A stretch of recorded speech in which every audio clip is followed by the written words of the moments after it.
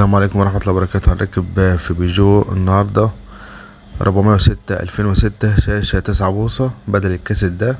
الكاسيت ده كان راكب تحت، والتكييف مع الساعة ديت او لمبة او شاشة الاعطال فوق.